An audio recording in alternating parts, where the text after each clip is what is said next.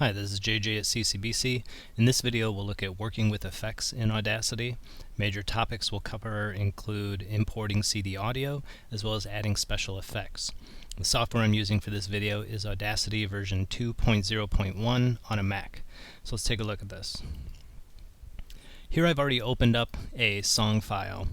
You'll notice it's about 9 minutes long. It's kind of a long song. It took me about 2 minutes to import it. So rather than have you sit through 2 minutes worth of importing, I just thought I'd open it up and then I'll show you the process I went through to open this sound file. So to import a song from a CD, put the CD in your machine, click on the File menu, go to Open. In the navigation window, go to the CD, and then it'll list all the songs that are on that CD, and just choose the one you want to import and hit Open. Now it'll give you a warning, how do you want to import it. The best way is to just copy the file before editing. It's the safest method for importing your audio. Here you would hit OK. I've already imported, so I'm going to cancel out. And I'm going to go back to my song window. So here's that whole song as one big long sound wave. Now I can work with it. So let's listen to a quick sample of it.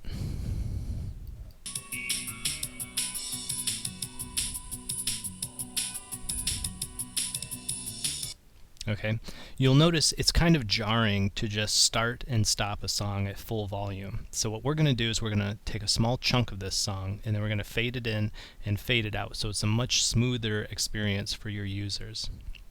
So to do that, I'm going to zoom in. You'll notice I've put the playhead at about 230. As I zoom in, you'll notice the playhead moves to the center of the project window, and so 230 is right there. No matter how much I zoom in or out, that playhead will remain at that position, so it kind of focuses where you're zooming into. At this point, I can see about 20-30 seconds worth of the audio on the screen. I'm going to take 10 seconds of it and work with that. So I'm just going to go from about 220 to 230. And that'll be the 10 seconds I want to work with. So I'm going to get rid of the rest of this song. I don't really need it. Normally you would keep all of your original data, but since I pulled this off a CD, the CD is my original data. I can always go back and grab the whole song anytime I need it. So I'm going to clean this up. I'm going to trim this section. You'll notice once I've trimmed, it gets rid of everything before and after the selected portion of the waveform. And if I stretch this to fit the window, you notice there's a huge gap at the beginning. So what I'm going to do is cut this, move my playhead to the beginning, and paste my waveform there. And then I'll stretch this to fit the screen. So here I have about 10 seconds worth of audio to work with. All right. Again, if I just play this as is, it's really jarring. It just hits you in the face right away. So listen. Okay, that's kind of hard to start that way. So what I'm going to do is I want to fade it in. So I'm going to take the first 3 seconds and fade my audio in. In order to do that, I need to select that first 3 seconds. So I'll highlight it. And then I'll go up to my effects menu and I'll look for fade. Now it's alphabetized, so it's easy to find the fade in, fade out. Now I'm at the beginning, so I'm going to fade in at the start of my waveform. Right, and you'll notice it pinches the amplitude down to 0 at the very beginning before returning to a normal amplitude at the end of the selected area. And then you do the reverse for the end of it. So I'm going to select the last 3 seconds and I'll do a fade out. Right, and it reverses the process. Starts with a normal amplitude and it slowly decreases down to 0.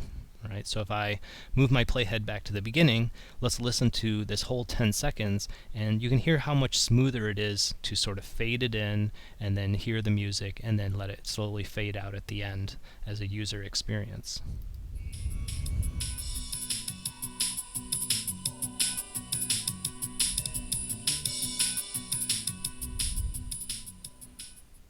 Alright, so that was much more pleasant to listen to than just starting and stopping our audio. So fade in, fade out is one effect you can use. There's several other effects. This effects menu has so many options, I really can't go through all of it in one video. So I'm trying to show you what you're going to use 90% of the time, and that's normalize, fade in, fade out. As you get better with audio, as you get more advanced with it, you'll probably start using the equalizer, maybe the amplifier, compressor options. But let's look at some other interesting effects you might be interested in using. So I'm going to make a new sound file. and I'm going to record a small section of my voice to apply the effects to. So give me a second here. Are you feeling okay? Alright, so that's the audio I'm going to work with. First thing I need to do is clean it up, so I'm going to listen to it and find just my voice. Are you feeling okay? Alright, so it looks like I want to use about this much of it, and I'm going to trim that. I'm going to cut it, put the playhead at the beginning and paste it back in. Alright, next thing I want to do is normalize this, so I have the loudest possible audio to work with. So I'm going to go to Effect, Normalize, and I just use the defaults. Feel free to play around with that on your own. Now you can see, and I'm going to stretch this out so you can see a little bit better, there's some noise here at the end. So what I can do, and this is really going from a beginner level to almost an intermediate level with audio, a nice little fade out. This is 1 second, actually it's a tenth of a second of audio. But that little fade out is a nice cleanup, right? See how it reduces that noise at the end? I might as well do the same thing at the beginning. About a tenth of a second fade in. It's extremely subtle, but again, this is the difference between intermediate and a beginner working with audio. So if I rewind this, take a listen. Are you feeling okay? That's pretty nice. That's a pretty decent recording for me to work with. So I'm going to move this back to a normal setting. I'm going to zoom out a little bit, actually zoom in a little bit, and I'm going to sample this and paste it a couple times. So we'll copy that, paste it in, and I'll do one more. Paste, and we'll fit that on the window. There we go. Alright, so I'm going to leave the first sample normal, so you can hear what my normal voice sounds like.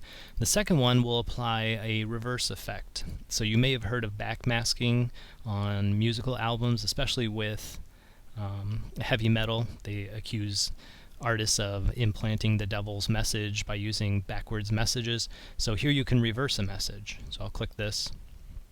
We'll play it and listen to it. Right, so that's how you create that effect. I'm going to take the next section and I'm going to change my pitch. Pitch changes are kind of interesting. So you can increase the pitch, go up or go down. I'm going to increase my pitch by about 8. Hit OK. And we'll listen to that. Are you feeling okay? It's almost like Alvin and the Chipmunks.